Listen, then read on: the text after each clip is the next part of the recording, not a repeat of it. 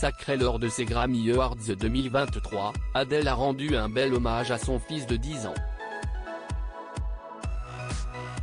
Ce 5 février, les Grammy Awards 2023 se déroulaient à Los Angeles, avec beaucoup d'enjeux autour de la 65e édition de ces récompenses qui décernent, depuis 1958, des prix aux meilleurs artistes et techniciens de l'industrie de la musique.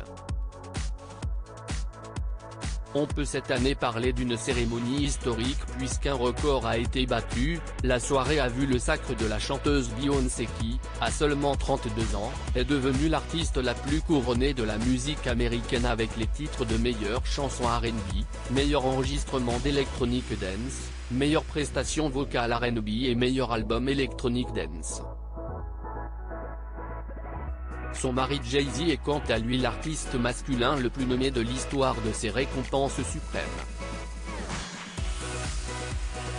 Malgré la suprématie de Beyoncé sur cet événement, pour certains spécialistes, c'était un duel au sommet que l'on pouvait observer entre deux monstres de la chanson, Beyoncé et Adele. Des larmes pour Adele après une absence prolongée de la scène musicale, la Britannique a fait son grand retour fin 2021, pour le plus grand bonheur de ses fans, et a très vite retrouvé sa place de diva de la chanson.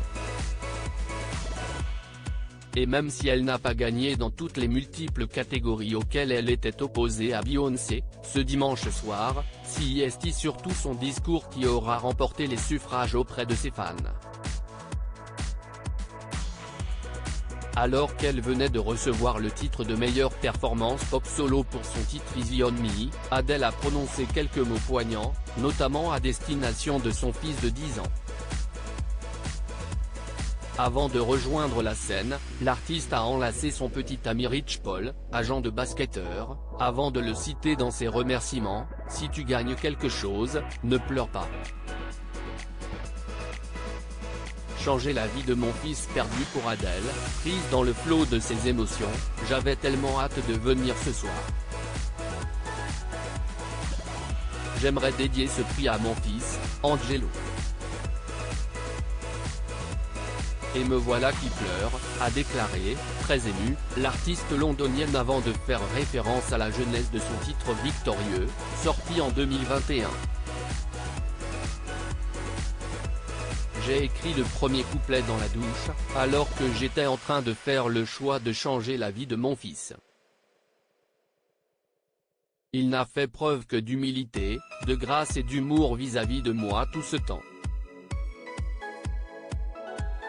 Dans ce morceau très doux au texte autobiographique, Adele, qui a fait face à un divorce avec le père de son fils Simon Konecki, raconte l'histoire d'une rupture inévitable et en cherche les explications.